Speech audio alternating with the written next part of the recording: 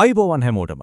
අද අපි කතා කරන්න යන්නේ හරිම වැදගත් දෙයක් ගැන. ඇත්තටම කලගුණ සැලකීම කියන එක මනුෂ්‍යත්වයේ මනින මිම්මක් වෙන්න පුරුවන්ද?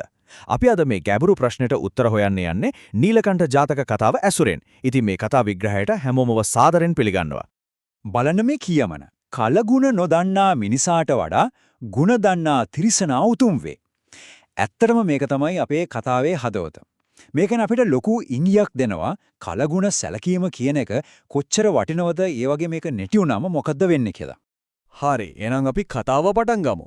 මේ කතාව දිගහැරෙන්නේ බරණැස කිට්ටුව තිබුණු ලොකු කැලෑවක. මෙතනදී තමයි අපිට මේ කතාවේ ප්‍රධාන චරිත ටික හම්බ වෙන්නේ. ප්‍රධාන චරිත 3ක් ඉන්නවා. එක්කෙනෙක් තමයි නීලකණ්ඨ. එතුමා නිකම්ම මුව රජෙක් නෙමෙයි බෝධිසත්වයෙක්. හරිම නුවණක්කාර කරුණාවන්ත කෙනෙක්. ඊළඟට ඉන්නවා සුමන. එයා බරණැසී ඉඳන් ආපු දුප්පත් දර කපන්නෙක්. අනිත් කෙනා තමයි බරණැස් රජතුමා. දඩයමට හරිම ආස කෙනෙක්. ඉතින් බලන්නකෝ මේ තුන්දෙනා වටා තමයි මුළු කතාවම ගෙතෙන්නේ. එක පුංචි සිදුවීමකින් මේ තුන්දෙනාගේම ජීවිත එකට පැටලෙනවා. හරි. එහෙනම් බලමු කොහොමද මේ හැමදේම පටන් ගන්නෙ කියලා.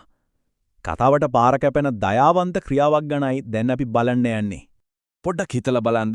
දවස් 3ක් තිස්සේ කැලේ අතරමං වෙලා මඩ වලක එරිලා මැරෙන්න ඔන්න මෙන්න කියලා ඉන්න මිනිස්සෙක් උදව් ඉල්ලලා කෑ ගහනවා.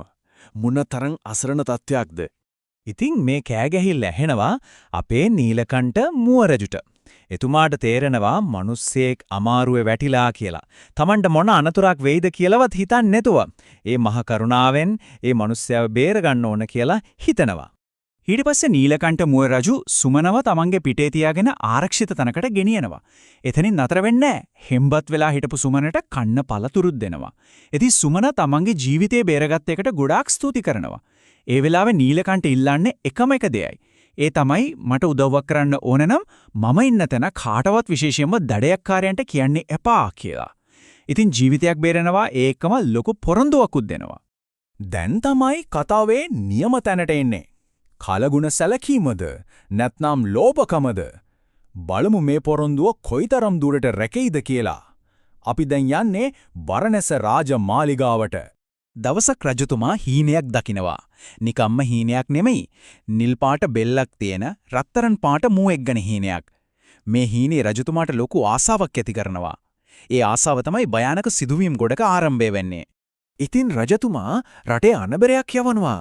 අර හීනෙන් දැකපු මුවා ඉන්න තැනක් කියන කෙනෙකුට රන් කහවණු 1000ක් දෙනවා කියලා. හිතන්නකෝ රන් කහවණු 1000ක්.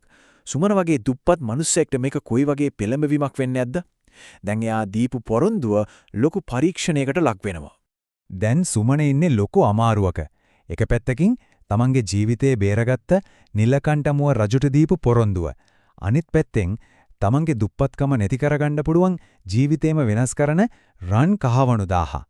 ඉතින් මේ දෙකින් යා මොකක්ද තෝරගන්නේ? අවාසනාවට එයා තෝරගන්නේ තමන් දුන්න පොරොන්දුව නෙමෙයි සල්ලි.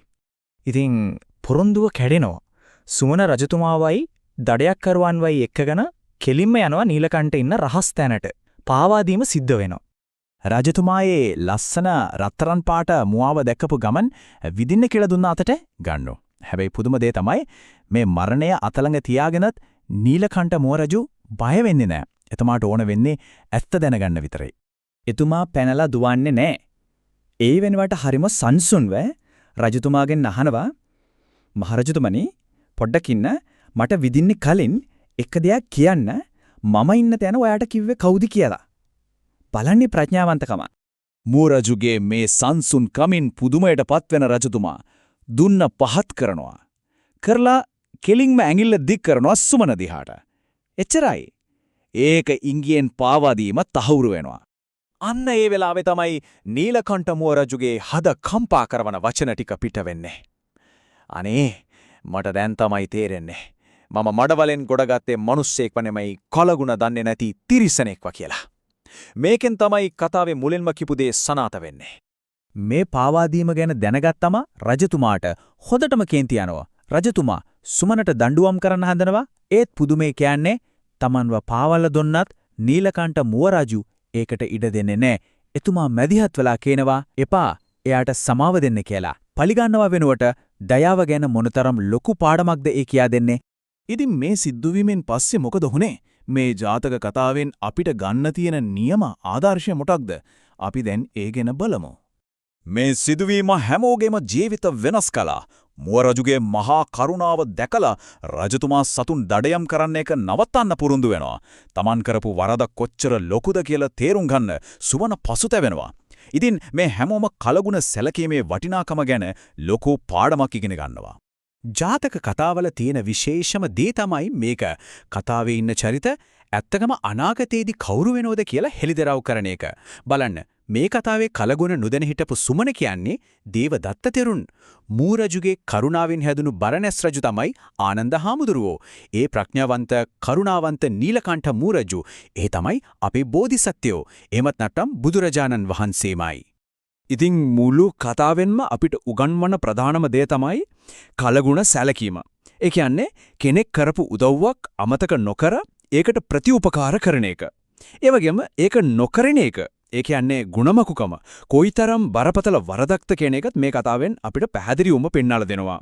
එහෙනම් අපි ආයමත් මුලින්ම ආපු ප්‍රශ්නට එමු. කලගුණ සැලකීම කියන්නේ මනුස්සකමේ මිම්මක්ද? මේ කතාව අපිට හිතන්න යමක් ඉතුරු කරනවා. සමහර විට අපේ මනුස්සකම ඇත්තටම මනින්න පුරුවන් වෙන්නේ අනුන් කරපු උදව්වක් මතක තියාගෙන ඒකට කෘතඥ වෙන්න අපිට තියෙන හැකියාවෙන් වෙන්න ඇති.